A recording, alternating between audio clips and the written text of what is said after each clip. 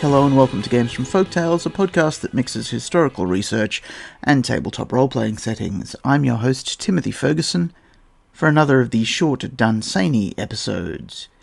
These are two short stories from Dunsany's anthology called 51 Tales, or The Food of Death. In the first, we meet Fame, which is a sort of slow vampire. In Ars Magica terms, she's a fairy, but a particularly powerful one. And then she gets her comeuppance when her role is stolen by a demon in the second story. Thanks to Thomas Copeland and Rosalind Carlyle, who released public domain recordings of 51 Tales through LibriVox. The Assignation. Fame singing in the highways and trifling as she sang with sordid adventurers passed the poet by.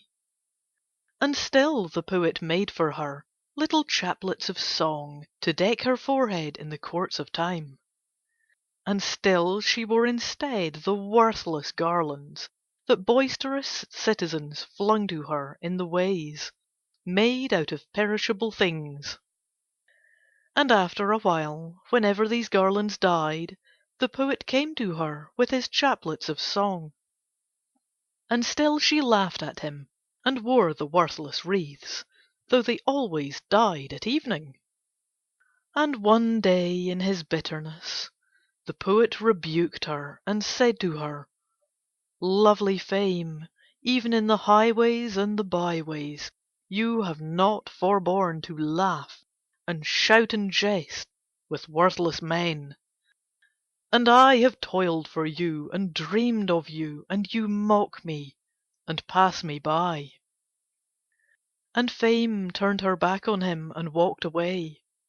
But in departing she looked over her shoulder and smiled at him as she had not smiled before, and, almost speaking in a whisper, said, "I will meet you in the graveyard at the back of the workhouse in 100 years.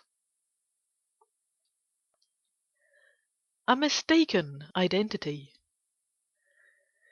Fame, as she walked at evening in a city, saw the painted face of Notoriety flaunting beneath a gas lamp, and many kneeled unto her in the dirt of the road. "Who are you?" Fame said to her. "I am Fame," said Notoriety. Then Fame stole softly away, so that no one knew she had gone. And Notoriety presently went forth, and all her worshippers rose and followed after, and she led them, as was most meet, to her native pit.